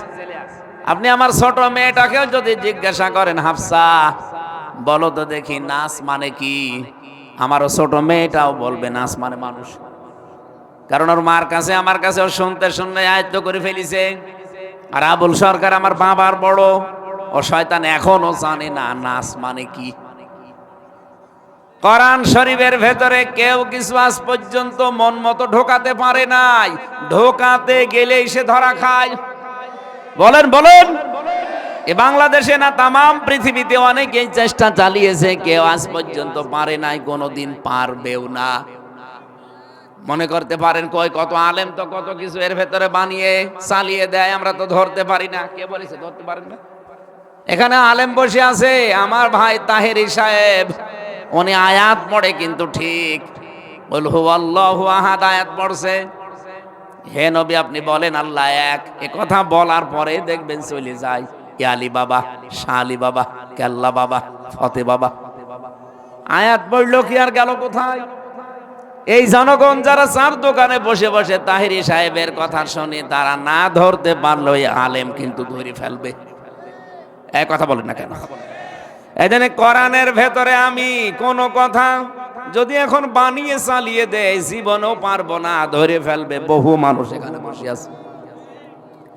এই জন্য যে মানুষগুলো দুনিয়াতে আল্লাহর কোরআনের আয়াত শোনার পরে মিথ্যা মনে করেন, নিজেদের স্বার্থে আঘাত লাগলে, এরপরে অস্তাকবারু আনহা, কোরআনের কথা শোনার পরে যারা অহংকার করে, যারা মুখ ফিরিয়ে চলে যায়, এর থেকে এই দুইটা কোয়ালিটি যাদের ভেতরে পাওয়া যাবে তাদের জন্য আকাশের একটা দরজাও খোলা হচ্ছে না, হবে না। আয়াতটা পড়ার পরে আমার মনে হয় বাংলাদেশে বহু মানুষ এরকম আছে, খুলনাতে নেই। যদি কেউ থাকেন আপনার বিবেকটা একটু কাজে লাগাবেন। আপনি জান্নাতেও যেতে পারছেন না, পারবেনও না। আপনি মারা গেলে যদি 1000 গরু জবাই করা হয় না, জীবনও কিছু হবে না। কতদিন আপনি জান্নাতে যেতে পারবেন না, আল্লাহ সেই কথাও কোরআনের আয়াতের শেষের দিকে দিয়েছেন। হাত্তা ইয়ালিজাল জামালু ফি সাম্মিল খিয়াত, যতদিন পর্যন্ত সূচের ছিদ্র দিয়ে উট প্রবেশ করে যেতে না পারে। খুলনাবাসী, সূচের ছিদ্র দিয়ে উট প্রবেশ করা যেরকম অসম্ভব, যে মানুষগুলো আল্লাহর কোরআনের আয়াত শোনার পরে বিশ্বাস করতে চান না, মনে করেন হামজা মনে হয় বানিয়ে বলছে, অহংকার করে মুখ ফিরিয়ে চলে যান, আপনার জন্য আকাশের একটা দরজাও খোলা নেই, হবেও না খোলা। জান্নাতে যেতে পারছেন না, পারবেনও না যতদিন সূচের ছিদ্র দিয়ে উট যেতে না পারে। এটা যেমন অসম্ভব, আপনার জন্য জান্নাতেও যাওয়া ওইরকম অসম্ভব। ওয়াকাযালিকা নাজিসিল মুজরিমিন, আল্লাহ বলেন পাপিষ্ঠদেরকে এইভাবে শাস্তি দেব। শাস্তির ধরনও আল্লাহ আয়াতের পরে দিয়েছেন, লাহুম মিন জাহান্নামা মিহাদু ওয়া মিন ফাওকিহিম গাওয়াশ ওয়াকাযালিকা নাজিসিজ জালিমিন। আল্লাহ বলেন কবরে রাখার পরে উপরে ফুল দেবে আর নিচে দিয়ে আমি আগুন লাগিয়ে দেব। আল্লাহ পাক বলেন উপরে চাদর বিছিয়ে দেব, জাহান্নামের আগুনের চাদর। আয়াতগুলো পড়লেই কেমন জানি মনের ভেতরে সাত করে ওঠে। আল্লাহ, বাংলাদেশে বহু মানুষকে আমরা নিজেরাই কবরে রাখি, বিসমিল্লাহি ওয়া আলা মিল্লাতি রাসূলিল্লাহ বলেও কবরে রাখি, যে আল্লাহর নামে রসুলের দলে দিয়ে গেলাম, অথচ সারা জীবন আল্লাহর নামও সহ্য করতে পারে নাই। নারায়ে তাকবীর এইটাও সহ্য করতে পারে নাই, মাইক কেড়ে নিয়েছে। কথা বলে না কেন? অথচ সেই আল্লাহ পাক সেই মেয়েটার মুখ দিয়ে এখন নারায়ে তাকবীর একেবারে প্রকম্পিত ভাবে উচ্চারণ করাচ্ছে। আল্লাহর কালেমার দায়িত্ব আল্লাহ নিয়েছেন, যত বাধা দেবেন এর ফোর্স তত বাড়বে। এটা খুলনা দিয়ে যে গাড়ি যায় ইন্টারসিটি ট্রেন, কেউ যদি মনে করে যে 150 কিলোমিটার বেগে চলছে ইন্টারসিটি ট্রেন, আমি যে ধাক্কা দিয়ে ফেলে দেব, পারবেন? আপনি সহ আপনার 14 বংশ বাঁকা হয়ে যাবে। আল্লাহ পাক বলেন আমি যে ট্রেন ছেড়েছি দুনিয়াতে, আমি যে রশি ছেড়ে দিয়েছি, এই রশি যেখানে যাবার কথা ওই জায়গায় আমি পৌঁছাবো। এখানে বাধা দেওয়ার চেষ্টা যারাই করবে আমি আল্লাহ নিজে তাদের উপর প্রতিশোধ নেব। এই জন্য আল্লাহর প্রতিশোধ এবার আলাদা ভিন্ন হয়ে দাঁড়িয়েছে। যেখানেই বাধা আমরা দেখতে পাচ্ছি সেখানেই কালেমাটা উচ্চ স্বরে উচ্চারণ হচ্ছে। নবীজিকে নিয়ে গেলেন যেখানে প্রথম আসমানে, জিজ্ঞাসা করছে ফেরেশতারা জিবরাইল ফেরেশতাকে যে ওনাকে কি আসতে বলা হয়েছে? বলে হ্যাঁ। খুলে দিলেন দরজা। প্রথম আসমান, দ্বিতীয় আসমান, চলতে চলতে একেবারে সপ্তম আসমান পার হয়ে আল্লাহর যে নিদর্শনগুলো আছে সবগুলো আল্লাহ তাকে দেখালেন। রব্বুল আলামিন বলেন তার সাথে আমি আমার ফেরেশতা কুদরতের গুলো সব রেডি করে দিয়েছিলাম। আল্লাযী বারাকনা হাওলাহু লিনুরিয়াহু মিন আয়াতিনা। যত রকমের নিদর্শন দেখাতে আমি আল্লাহ চেয়েছি সব দেখিয়েছি, সব বরকতের সাথে দেখিয়েছি। সর্বশেষ আমি তাকে দেখালাম আমার নিজের তৈরি করা হাউজে কাউসার। এটা একটা গম্বুজের মতো, চারিদিকে বিসমিল্লাহির রহমানির রহিম লেখা, ফোঁটা ফোঁটা হয়ে পানি পড়তেছে, সব নালা হয়ে এসে ওই গম্বুজের ভেতরে পড়ে। নবীজি জিজ্ঞাসা করলেন, ইয়া আখি জিবরাইল, হে ভাই জিবরাইল, এটা আবার কি? ফেরেশতা বলেছিলেন, হে নবী, এইটাই সেই হাউজে কাউসার। কিয়ামতের ময়দানে মানুষ যখন পানির পিপাসার যন্ত্রণায় ছাতি ফেটে যাবে, একটাই আওয়াজ শুধু ময়দানে হবে, পানি পানি। এই পানি যে এক গ্লাস পান করতে পারবে, সে জান্নাতে যাওয়ার আগ পর্যন্ত আর পিপাসা লাগবে না। ডাক দিয়ে বললেন, ভাই এটা পাবে কারা? ফেরেশতা বলেন, হে রাসূল, এটা পাবে তারা দুনিয়াতে যারা এই জিনিসের আমল করেছে। কি জিনিস? এখানে লেখা দেখেন না কি আছে চারিদিকে, বিসমিল্লাহির রহমানির রহিম। দুনিয়াতে সব কাজের আগে যারা আল্লাহর এই নাম নিয়ে আরম্ভ করবে, তাদেরকে আমার আল্লাহ এইটা দান করবে। নবী যে দুনিয়ায় আসার পরে যে কোনো কাজ শুরু করার সময় পড়তেন বিসমিল্লাহির রহমানির রহিম। মাঝে মাঝে মোনাজাতে বলতেন, মাবুদ, আমারে তুমি হাউজে কাউসার থেকে বঞ্চিত করো না, আমি কিন্তু বিসমিল্লাহর আমল ছাড়ি না, সব জায়গায় পড়ি। নবীজির মনের একতি মিনতি কাকতি আকাঙ্ক্ষা তামান্না দেখে মহান আল্লাহ সূরা কাউসার নাজিল করে সান্ত্বনা দিলেন, ইন্না আ'তাইনাকাল কাউসার। হে নবী, আপনার জন্য হাউজে কাউসারটাই আমি আল্লাহ লিখে দিলাম, এটা আপনার নামে রিজার্ভ করে দিলাম, এটার মালিক শুধুমাত্র আপনি।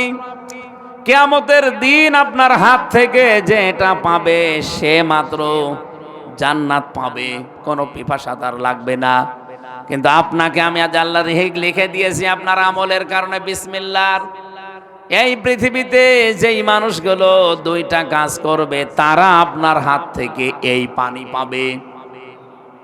খুলনাবাসী নবীর উম্মত যারা দাবি করছেন, এবার দেখেন তো আমার আল্লাহ আমাদেরকে কাউসার দেওয়ার জন্য কি শর্ত দিয়েছেন, ফাসাল্লি লিরাব্বিকা ওয়ানহার।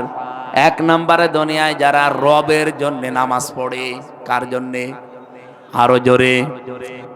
এই জমিনে যারা রবের জন্য একবার নামাজ আরম্ভ করবে, তামাম পৃথিবী দিয়ে দিলেও তারা এক ওয়াক্ত নামাজ ছাড়বে না। আর যারা ভোটের জন্য নামাজ পড়বে, ভোট চলে গেলে নামাজও ছেড়ে দেবে। বলেন বলেন, এই জন্য নামাজ পড়তে হবে কার জন্য বলেন তো? আরো জোরে। আমি আয়াতের তাফসীর পড়তে গিয়ে পেয়েছি, কোন মানুষ যদি সত্যি রবের জন্য নামাজ পড়ে, মাস্ট বি তার ভেতরে কয়েকটা কোয়ালিটি তৈরি হবে। এক নম্বরে লোকটা বিনম্র হবে। আজ বাংলাদেশে বিনম্র মানুষের সংখ্যা খুব কম, বেশিরভাগই আমরা উগ্র। আমার মতের বাইরে গেলে তার উপরে আমরা উগ্রতা ছড়াই না। খোল নাই, এসব নেই। আপনি নামাজি হন, দেখবেন আপনাকে আল্লাহ বিনয়ী করে দেবে। অবাশশিরিল মুখবিতিন, আল্লাহ বলেন বিনয়ী যারা, এদেরকে নবী আপনি সুসংবাদ দেন। সুতরাং নামাজ আপনাকে বিনয়ী বানাবে, নম্র বানাবে, ভদ্র বানাবে। আসেন না, আমরা যেই কয়দিন আছি দুনিয়ার এই জীবনে, নামাজ যেন না ছাড়ি। বিশেষ করে ফরজ নামাজ ছাড়া যাবে না। দুনিয়ার জীবনটা এভাবে আস্তে আস্তে কেটে চলে যাবে। আল্লাযী খালাকাকুম মিন দুফিন সুম্মা জাআলা মিন বাদি ইলা আখিরি আয়া। সূরা রুমের ভেতরে আল্লাহ জানিয়েছেন, আমি মানুষকে বানিয়েছি প্রথমে দুর্বল করে, এরপরে আমি আল্লাহ তাকে কিছু শক্তি দেই, কুওয়াতান, এরপরে আবার তাকে একটা বয়সে বার্ধক্যে নিয়ে দুর্বল করে ফেলি, এরপরে আমি আল্লাহ তাকে মরণ দিয়ে আমার কাছে ডেকে নিয়ে আসি। যেহেতু দুনিয়ার জীবনটা চলমান, পরিক্রমায় চলছে এভাবে, কেউ এখানে থাকার জন্য আমরা আসি নাই, থাকতেও পারবেন না। যেই কয়দিন অন্তত হায়াতের জিন্দিগিতে আছেন, ফরজ নামাজ ছেড়ে দেবেন না। এই ওয়াজটা আজকে থেকে মানা যাবে না। ফরজ নামাজ জীবনে আর কোনোদিন ছাড়বেন না। হাত তোলেন দেখি, লিল্লাহে তাকবীর। দেখেন তো হাত তোলেনি কে? দেখেন, আলহামদুলিল্লাহ, আজকের মাহফিল সাকসেস। আপনি ফরজ নামাজ জীবনে যেন ছাড়বেন না, তাহলে আল্লাহ আপনার দায়িত্ব ছেড়ে দেবে। আপনি বোঝেন কি বললাম? যদি সুন্নত এবং নফল নামাজ আপনি পড়ার সময় যদি না পেয়ে থাকেন, পরবর্তীতে পড়ে নিয়েন, কিন্তু ফরজ নামাজ জীবনে ছাড়া যাবে না। যেভাবে আছেন, যে অবস্থায় আছেন, যদি ওযু করার পরিবেশ থাকে ওযু করে ফরজ পড়ে নেবেন। ওযু করার পরিবেশ নেই, তায়াম্মুম করার পরিবেশ নেই, বিনা ওযুতে আপনি নামাজ পড়বেন। এমন কি কোন দিকে কাবা শরীফ আপনি জানেন না? যেদিকে মুখ আছে ওই দিকে মুখ করে ফরজ নামাজ পড়া লাগবে। এত গুরুত্ব কেন দিয়েছেন জানেন? বিধানটা হামজার হলে আমি বারবার বলতাম না। হযরতে মুসা নবীর জামানায় আল্লাহ পাক একবার মুসা নবীকে বললেন, একটা কামার, ওই যে লোহা পিটিয়ে সোজা করে, এই কামারকে তুমি জান্নাতের সুসংবাদ দিয়ে আসো। মুসা নবী আবেগপূর্ণ নবী ছিলেন, কথা বললে শুধু প্রশ্ন করতেন। ডাক দিয়ে বলে, রব্বুল আলামিন, একটা কামার কি এমন আমল করে যারা জান্নাতের সুসংবাদ দেওয়া লাগবে? আল্লাহ পাক বলেন, তুমি একটু বাজারে যাও, দেখে আসো। উনি বাজারে গিয়ে দেখলেন একেবারে এক কর্নারে কামার লোহা পিটাচ্ছে আর জিনিসপত্র বানাচ্ছে। এই যে মুগুর দিয়ে একবার তোলে, একবার মাথার উপরে নিয়ে যায়, আবার একবার লাগায়, আবার উপরে তোলে। আমাদের জামানায় যেমন নামাজের সিস্টেম হচ্ছে, আজান দিলে মনে করি নামাজের সময় হয়ে গেছে, ওই জামানায় নামাজের একটা সিস্টেম ছিল। হঠাৎ করে নামাজের এই সিস্টেম যখন তার সামনে এসেছে, মুগুরটা ছিল তার মাথার উপরে, পেছন দিক থেকে ফেলে দিয়ে তিনি আল্লাহু আকবার বলে দাঁড়িয়ে গেলেন। মুসা নবী অনেকক্ষণ লক্ষ্য করলেন বিষয়টা, ডাক দিয়ে বলে, রব্বুল আলামিন, তুমি এই লোকটাকে কেন জান্নাতের সুসংবাদ দিতে বললে আমি বুঝতে পেরেছি।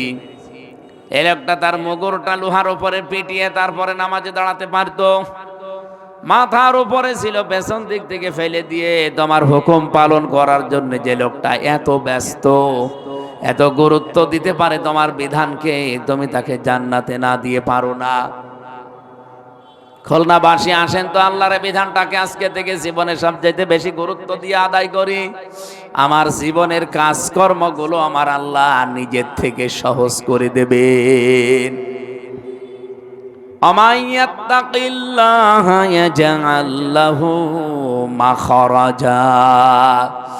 আল্লাহ সচেতন হয়ে কোনো মানুষ যদি দুনিয়াতে চলতে পারে, ওর বিপদে আপদে মুসিবতে যত রকমের রাস্তা লাগে আমার আল্লাহ নিজের পক্ষ থেকে রাস্তা তৈরি করে দেয়। আজ যেহেতু দেশ নিয়ে ষড়যন্ত্রের একেবারে সর্বশেষ জায়গায় পৌঁছিয়ে গেছে ভারত, আপনারা গ্রাম্য মানুষ টের পাচ্ছেন না। কঠিন ষড়যন্ত্রে লিপ্ত হয়েছে আমাদের এই প্রতিবেশী নামে কলঙ্ক এই ভারত আমাদের নিয়ে। ওরা এতদিন চেষ্টা করেছিল যে মহিলাকে নিয়ে এসে, মহিলাকে দিয়ে পারে নাই, এখন নতুন করে আবার কাউকে কাউকে ধরেছে, এমন এমন চেষ্টা চালাচ্ছে। দেখেন এই যে মাঝে মাঝে এই বিশৃঙ্খল পরিবেশ তৈরি করে বিশ্বের মানচিত্রে এই দেশটা জঙ্গি দেশ, এটা ওরা দেখানোর চেষ্টায় আছে, কিন্তু পারছে না। ঢাকাতে একজনকে গুলি করে মেরে ফেললো কালকে। এই বিশৃঙ্খলাগুলো যারা ঘটাচ্ছে আমরা কিন্তু অনেকে জানি, এগুলো কেন করছে, কার ইন্ধনে করছে আমরা তাও জানি। পাশের এই প্রতিবেশী নামে ইন্ডিয়া কলঙ্ক এরা চেষ্টা চালাচ্ছে। এই দেশটাকে আমরা অঙ্গরাজ্য যদি বানাতে পারতাম, ভারতের বহু জায়গায় আপনি দেখেন এখন অনেক মুসলমানকে ধরে বলছে, বল জয় শ্রীরাম, নয়তো মেরে ফেলবো। আমি কি এটা বানিয়ে বলছি না হচ্ছে? ওদের নিজেদের ভেতরে এটা করছে কেন? ওরা দোহাই দিচ্ছে। বাংলাদেশের ময়মনসিংহ নামে একটা জেলা আছে, সেখানে একজন হিন্দু ভাইকে নাকি কারা যেন পুড়িয়ে ফেলেছে। এই কারণে তারা প্রতিশোধ নিতে মুসলমানদেরকে এখন পিটিয়ে সাপের মতো মেরে ফেলছে। আমার প্রশ্ন হচ্ছে, ময়মনসিংহে যাই হিন্দু ভাইকে মেরেছে পুড়িয়ে, এর পক্ষে আমরা না ঘৃণা জানাই, ধিক্কার জানাই, প্রতিবাদ জানাই? তাই বলে আপনি এই ময়মনসিংহের হিন্দু ভাইকে মেরে ফেলার দোষ ভারতের মুসলমানদেরকে দিতে পারেন না, কারণ তারা আমাদেরকে বলে দেয়নি যে বাংলাদেশে মুসলমান হিন্দুদের পুড়িয়ে ফেলেন বলেছে। একজনের দায় আর একজনের উপরে দিয়ে দিলেন কোন কারণে? বাংলাদেশে যে মন্দিরগুলো এখনো পর্যন্ত অক্ষত আছে, আমরা নিজেরা আরো মন্দির পাহারা দিয়েছি। ভারতে যতগুলো মসজিদ আপনারা ভাঙলেন, আল্লাহর ঘরগুলো শুধু ভেঙ্গে দেয়নি, টুকরা টুকরা করে অধিকাংশ মসজিদের জায়গায় তারা টয়লেট বানিয়েছে। এতদিন যেখানে সেজদা দিত জায়গাগুলো এখন অধিকাংশ জায়গায় হয় মন্দির বানিয়েছে, নাই টয়লেট বানিয়েছে। এখন বাংলাদেশে আমরাও যদি বলি হ্যাঁ তোরা ওখানে 1000 বছর আগে নাকি এই জায়গায় মন্দির ছিল, এই জন্য ভেঙ্গে দিয়ে ওখানে আবার মন্দির বানাচ্ছে। বাংলাদেশে 92% মুসলমান। এখন যদি বলে ঢাকার ইস্কন মন্দির 1000 বছর আগে এই জায়গায় মসজিদ ছিল, ভেঙ্গে আবার মসজিদ বানাবো, কি করবেন আপনারা? আমরা যেহেতু উগ্র জাতি না, আমরা সচেতন হয়ে চলতে চাই। এই জন্য নামাজের এই বিধানটা আমি সামনে নিয়ে এসে এই পয়েন্টটা নিয়ে এসেছি, এই কারণে নামাজি হয়ে যান। নামাজের ভেতরে অনেক কিছু আল্লাহ লুকিয়ে রেখেছে। আপনি যদি সত্যিকারের নামাজি হতে পারেন, আল্লাহর জন্য নামাজ ধরতে পারেন, এই ষড়যন্ত্র যেগুলো চলছে সূক্ষ্ম সূক্ষ্ম আপনার মাথায় ধরবে না, এগুলো আমার আল্লাহ নিজে কন্ট্রোল করবে। আমি একটা দোয়া পড়েছিলাম জেলখানায় থাকতে, মাঝে মাঝে ওটা পড়তাম। ওটা নবীজির মুখের দোয়া, মুখস্থ করে পড়বেন। আল্লাহুম্মা ইন্না নাজআলুকা ফি নুহুরিহিম ওয়া নাউযু বিকা মিন শুরুরিহিম। হে আল্লাহ, যত ষড়যন্ত্র চলছে এগুলো মোকাবেলা করা আমার দ্বারা সম্ভব না, তোমাকে রাখলাম, তুমি মেহেরবানি করে এর মোকাবেলায় যথেষ্ট হয়েছেও। আল্লাহ পারবে না? আরো জোরে বলেন। আল্লাহর জন্য যেটা দেওয়া দরকার ওইটা আপনি দেন মন থেকে। নামাজ আজকে থেকে সিদ্ধান্ত নিয়ে নেবেন, জীবনে কোনোদিন আমি আজকে থেকে আর ফরজ নামাজ ছাড়বো। কারণ কোন মানুষ যখন নামাজই ছেড়ে দেয় তখন আল্লাহ বলেন আমি ওর দায়িত্বই ছেড়ে দেই। আল্লাহ যদি কোনো বান্দা বান্দির দায়িত্ব ছেড়ে দেয়, ও খুলনাবাসী আপনি 1 সেকেন্ডও চলতে পারবেন না। এই যে প্রতিদিন 5.5 কেজি রক্ত আমাদের শরীরে চলাফেরা করছে, প্রতিদিন 5.5 কেজি রক্ত এর ভেতরে চলাচলের ভেতরে ক্যান্সার হওয়ার সম্ভাবনা 5টা। সূরা নাবার 1 আয়াতের তাফসিরে পড়লাম, বিজ্ঞান ভিত্তিক তাফসিরে। মানুষের শরীরে যে 5.5 কেজি রক্ত চলাচল করে, এখানে 5 প্রকার ক্যান্সার হওয়ার সম্ভাবনা অনেক বেশি। আল্লাহ দয়া করে এখনো আমাদের 1 প্রকারও দেয়নি। 2 নম্বরে এই যে প্রতিদিন প্রায় 16 কেজি করে অক্সিজেন আমরা প্রতিটি মানুষ নেই 24 ঘন্টায়। প্রতিদিন 16 কেজি করে অক্সিজেন লাগে একটা মানুষের। খুলনার হাসপাতালে যে একটু খবর নিয়েন, 1 কেজি অক্সিজেনের দাম কত। যে সূর্যটা আজকে উঠেছিল দিনের বেলায়, এটা 1 সেকেন্ড জ্বালিয়ে রাখতে আমার আল্লাহর বিদ্যুৎ খরচ হয়েছে 30,000 কোটি ফরেনহাইট। এগুলো আল্লাহ পাক আমাদেরকে দিয়েছেন। আল্লাহ বলেন এগুলোর দায়িত্ব আমি তোর কিন্তু তুলে নেব। আমাকে যদি সেজদা কেউ না দেয়, এই যে সকালবেলা যখন ফজরের আজানের পরে দেখবেন কিছু কুকুর ডাকাডাকি করে, শোনেন না এলাকায়? কুকুরকে এমনি ডাকে মনে করেন? আমি ইতিহাসের পাতা থেকে বলছি, কুকুর ডাকে কারণে কুকুর সকালবেলা জানান দিয়ে দেয়, মালিক তুমি আমাকে নিকৃষ্ট জীব বানিয়েছো, আমার কোনো দুঃখ নেই, কিন্তু এই সকালবেলা যেন কোনো বেনামাজির মুখ আমার দেখতে না হয়। একটা বেনামাজি মানুষকে কুকুর পর্যন্ত দেখতে চায় না, অথচ এখানে বহু মানুষ এখনো বেনামাজি, নামাজ পড়ে নাই, এশাও পড়ে নাই, আল্লাহর রাস্তায় ফজরও পড়বে না। বলছে ঠিক। এশার নামাজ পড়েননি কারা কারা হাত তোলেন তো? একজন। ওটা তো নামাজ ফরজ হয়নি, ও ছাতা না পড়লো সমস্যা নেই, কিন্তু বাকি যে কয়েকজন হাত তুললেন আপনি কি মনে করে ফেশার নামাজ মুসলমান দাবি করে পড়লেন না বলেন তো? আপনার দায়িত্ব আল্লাহ ছেড়ে দেবে। কিয়ামতের দিন যদি সত্যিই নবীর হাতে হাউজে কাউসার পেতে চান, মাস্ট বি নামাজ পড়া লাগবে। কার জন্যে? আপনি দেখবেন নামাজ পড়বেন যখন আল্লাহর জন্য, কয়েকটা জিনিস পাবেন। এক নাম্বার, আপনি নরম হবেন, নম্র বিনম্র হয়ে যাবেন। আপনি আর উগ্রতা ভাব দেখাবেন না। যারা নামাজ পড়ার পর উগ্রতা ভাব দেখায়, আপনি বুঝবেন তাদের সেজদা আল্লাহ কবুল করছে না। দুই নম্বরে, নামাজের ভেতরে যদি আল্লাহর জন্য পড়ে থাকেন, খুশু তৈরি হবে। তিন নম্বরে, নামাজের ভেতরে যদি সত্যি আল্লাহর জন্য কেউ পড়তে আরম্ভ করে, ও নামাজ পড়তে পড়তে আস্তে আস্তে এমন জায়গায় যাবে যা বলবে ও বুঝবে। এখানে আমরা বহু নামাজি আছি, যা বলি তাই বুঝি। হ্যাঁ, না না, বহু নামাজি আছে সারা জীবন নামাজ পড়ে যাচ্ছে, কিন্তু নামাজে কি বলে আজ পর্যন্ত বোঝে নাই। চার নম্বরে, নামাজি যদি আল্লাহর জন্য কেউ নামাজ পড়তে আরম্ভ করে, ও যেখানে নামাজ আদায় করবে, যার পেছনে নামাজ আদায় করবে, পরীক্ষা নিরীক্ষা করে নামাজ পড়বে। ডোনাল্ড ট্রাম্প যদি এসে সামনে দাঁড়ায়, আপনি নামাজ পড়বেন? কথা বলেন না কেন? কেন? কারণ সে কাফের, আল্লাহর বিধান সে মানে না। আল্লাহ একজন আছে এই কথা কিন্তু সে জানে। আমি বাইরের দেশগুলোতে খ্রিস্টানদের সাথে মিশেছি। ডোনাল্ড ট্রাম্প যেহেতু খ্রিস্টান, আমি অনেক খ্রিস্টানের সাথে কথা বলে দেখেছি।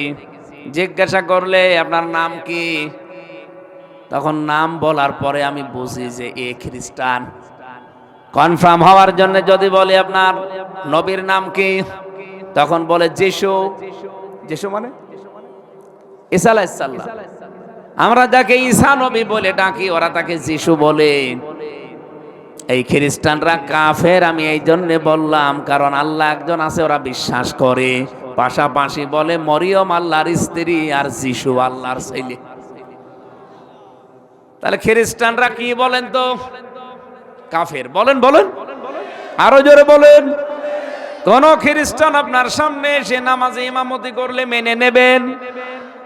ইহুদিদের সাথে মিশেছিলাম থাইল্যান্ডে, দেখে হাত মোজা পা মোজা পরা তার স্ত্রীর। ইহুদির মাথায় একটা পাগড়ি, দোপার দাড়ি একেবারে বড় বড়, পাঞ্জাবি গায়ে দেওয়া, হাতে তসবি, জিকির অবশ্যই করছে আল্লাহর নামে। নাম জিজ্ঞাসা করলাম নাম কি, বলে আব্রাহাম ডেভিড। নাম শুনেই বুঝলাম যে এই ইহুদি। কনফার্ম হওয়ার জন্য জিজ্ঞাসা করলাম আপনার নবীর নাম কি, হোয়াট ইজ ইওর প্রফেট? তখন আমারে বলছে নবীর নাম জোসেফ। জোসেফ মানে মুসা আলাইহিস সালাম। ওরা মুসা নবীকে জোসেফ বলে ডাকে। ওজাইর আলাইহিস সালামকে আল্লাহর সন্তান মনে করে।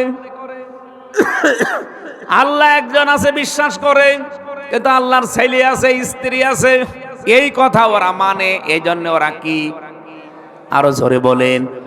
আপনি চেহারা দেখলে জীবনেও বুঝবেন না এটা ইহুদি, মনে হবে বিশাল এক মাওলানা। আমি তো নিচে প্রথমে থমকে গেছি, ট্রেনে যাচ্ছিলাম, এক জায়গা থেকে আর এক জেলায় যাচ্ছিলাম থাইল্যান্ডে, যে দেখি আল্লাহ এ কি বড় মুসলমান, পরে দেখি ইহুদি। আমার প্রশ্ন, এই লোকটাই আব্রাহাম, এই ডেভিড আমার সামনে এসে যদি দাঁড়ায়, আমি নামাজ পড়তে রাজি আছি। সে তো আল্লাহ বলছে, সে তো নবীকেও বিশ্বাস করছে।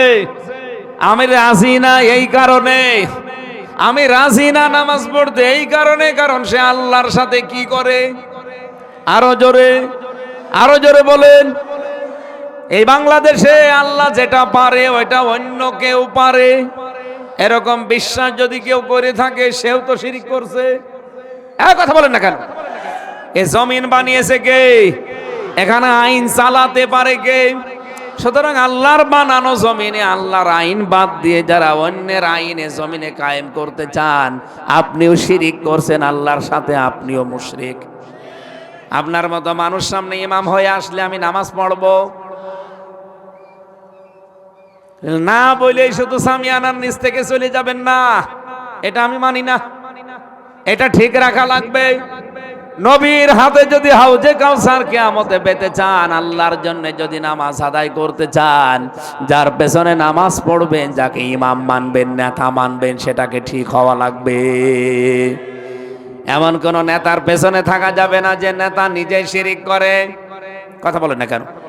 এই একজন ইমাম সাহেব, একে আপনি মসজিদে 5 ওয়াক্ত নামাজ পড়াবেন, 24 ঘন্টার মাত্র 1 ঘন্টা 10 মিনিট দায়িত্ব ওনার, আর 23 ঘন্টা 50 মিনিট আপনার নিজের। 23 ঘন্টা 50 মিনিট মন মতো চালাবেন, মাত্র 1 ঘন্টা 10 মিনিটের জন্য ওনাকে নিয়োগ দেবেন। তাও মাথা থেকে পা পর্যন্ত আপনি সব লক্ষ্য করে দেখবেন। যদি দাড়ি কাটা থাকে আপনি নেবেন, বলেন বলেন বলেন। চুল যদি একেবারে শাহরুখ খানের মতো কাটে নেবেন। এমনকি ওনার বউ পর্দায় থাকে কিনা এটাও আপনি দেখবেন। এত কিছু যদি দেখে মাত্র 1 ঘন্টা 10 মিনিটের একজন ইমাম নিয়োগ দেওয়া লাগে, যে লোকটা 5 বছরের জন্য আপনার সামনে ইমাম হবে, যার কাছে কোটি কোটি টাকার বাজেট আসবে, এই লোকটার চরিত্র এই হুজুরের চাইতে 100 গুণ ভালো হওয়া লাগবে। খালি উল্টা পাল্টা ধারণা করেন, রাজনীতি মনে করেন এটা রাজনীতি হয় কি করে। আমি তো নামাজের উদাহরণ দিলাম। আপনি হাউজে কাউসার পাওয়ার জন্য হা করে আছেন, অথচ নামাজের শিক্ষাগুলো আপনার জীবনে নেই। আপনার জীবনে এখনো নম্রতা আসেনি। আপনি নামাজের ভেতর এখনো খুশু নিয়ে আসতে পারেননি। নামাজে যা বলেন আপনি বোঝেন না। এমনকি নামাজ যার পেছনে পড়েন, আপনার সেই নেতা, সেই ইমামও ঠিক নেই। বলেন আপনার হাউজে কাউসার কোন বাবা দেবে? অনহার কোরবানি করা লাগবে দুনিয়ায় ইসলামের জন্য, ইমানের উপরে টিকে থাকতে। কোরবানি ত্যাগ কতটুকু করেছেন আপনি? আপনি কি দেখাতে পারবেন এখন মরে গেলে যে আল্লাহ আমি এই কোরবানি দিয়েছি দুনিয়ায় তোমার জন্য, আমার স্যাক্রিফাইস আছে এতটুকু? কত মানুষ তো আমাদের সামনে ইসলাম মানতে গিয়ে তার সন্তান হারিয়েছে, বছরের পরে বছর জেলখানায় আয়না ঘরে কাটিয়েছে, অথচ আমি কিছুই করতে পারলাম না। তো অনহারের নাম না, অনহারের ব্যাখ্যা শুধু পশু কোরবানি করা না, 3টা অর্থ আছে হারের। অনহারের প্রথম অর্থ হচ্ছে হজের কার্যকলাপ, 2 নম্বর অর্থ হচ্ছে ইবাদত বন্দেগী, 3 নম্বর অর্থ হচ্ছে কষ্ট ক্লেশ বা কোরবানির পশু জবাই করা। আপনি কোনটা করেছেন দুনিয়ায়? নিজের থেকে একটু হিসাব করে মিলান। হাউজে কাউসার পাওয়ার জন্য শুধু হা করে থাকলে হবে না, এটার বাস্তবতা আল্লাহকে দেখাতে হবে। সুতরাং এই 2টা গুণ যারা অর্জন করবে, জিবরাইল বলেছে হে নবী আপনার হাতে তারা কাউসার পাবে। রজব মাসে এই কাউসার আমাদের জীবনে আমরা অর্জন করতে চাই। আমরা যেন নামাজকে নামাজের মতো হয়ে পড়ি এবং দুনিয়ায় আমার যেন আল্লাহর জন্য কোরবানি থাকে। বলেন আমিন। নবীজিকে আল্লাহ ওই জায়গায় যে 27 বছর ধরে ধরে 14টা জিনিস তাকে শিখিয়েছিলেন, 27 বছর একাধারে মাত্র 14টা জিনিস শিখিয়েছেন। আমি যে আয়াত পড়েছিলাম ওই আয়াতের ভেতর থেকে আরম্ভ সূরা বানী ইসরাইল 23 নম্বর আয়াত, এখান থেকে 38 নম্বর আয়াত পর্যন্ত আল্লাহ থেকে কর্মসূচি দিয়েছেন। ওয়াকাদা রাব্বুকা আল্লা তা'বুদু ইল্লা ইয়্যাহু ওয়া বিল ওয়ালিদাইনি ইহসানা। আল্লাহ বলেন হে নবী আমি রায় দিলাম, আমি ফয়সালা দিয়ে দিলাম, এখান থেকে আপনি পৃথিবীর জমিনে যান। এই 14টা কাজ যদি দুনিয়ার জমিনে আপনি কায়েম করতে পারেন, কার্যকর করতে পারেন, আমি আল্লাহ গ্যারান্টি দিলাম অশান্ত পৃথিবী আবার শান্ত হয়ে যাবে। আমাদের এই বাংলাদেশে এখন শান্ত না অশান্ত? এখনো পর্যন্ত অশান্তি চলছে। তারা আমার এখান থেকে যশোর থেকে কুষ্টিয়া 100 কিলো, আর এখানে এসে 165 কিলো চলে এসেছে অলরেডি। এখান থেকে যেতে তো আরো ঝামেলা আজকে। বলেন যদি 2-3 জায়গায় আমাকে আটক করে, আর আমি জানি করবে, এই পরিস্থিতি আমরা আর এদেশে থাকতে দিতে চাই না। আমরা সারা বাংলাদেশে 56,000 বর্গ মাইল দিন রাত এক করে ঘুরবো, কেউ আমার সামনে দাঁড়াবে না। মালয়েশিয়া বাংলাদেশের যাতে 7 ডবল বড় বিশাল প্রদেশ, প্রতিদিন আমি 1000-1500 কিলোমিটার রান করতাম ওই দেশে প্রতিদিন। রাত নেই দিন নেই, 24 ঘন্টা চলতেছি। ড্রাইভার আমারে বলছে কোনো ভয় নেই, আল্লাহ ছাড়া কেউ আসবে না। আমরা ওইরকম একটা শান্তি, স্বস্তি, নিরাপত্তার দেশ বাংলাদেশ বানাতে চাই। আপনারা রাজি আছেন না? রাজি আছেন না? এইরকম পরিবেশ বাংলাদেশে তৈরি হোক, আমরা যারা চাই। এটাকে যারা রাজনীতি মনে করেন, হ্যাঁ এটাই আমার রাজনীতি। কারণ আমি দুনিয়া ভোগ করার জন্য রাজনীতি করতে আসি নাই। যদি টাকা পয়সা কামাইয়ের উদ্দেশ্যে আসতাম, আমার আরো কর্মজীবন ছিল। আমি এসেছি এই রাস্তায় নামাজ পড়া যেমন ফরজ মনে করি, এই জমিন আল্লাহর হুকুম চালানো লাগবে আল্লাহর, এটা আমি ফরজ মনে করি। এই জন্য আল্লাহর প্রথম সিদ্ধান্তই ছিল আল্লাহ তা'বুদু ইল্লা ইয়াহু, আল্লাহ ছাড়া কারো ইবাদত করা যাবে না। সব জায়গা আল্লাহর ইবাদত আমরা নিশ্চিত করতে চাই। কথা বলেন না কেন? সেই ইবাদতের পরিবেশ বাংলাদেশের সব জায়গায় এখন আছে। আরো জোরে বলেন আছে। ওইটা তৈরি করতে গিয়ে যদি কারো গাত্রদাহ শুরু হয়, হোক। কষ্ট তো করেছি জীবনে, আরো করব, কিন্তু আল্লাহর বিধান দেশে কায়েম করেই ছাড়বো ইনশাআল্লাহ। আল্লাহুম্মা আমিন।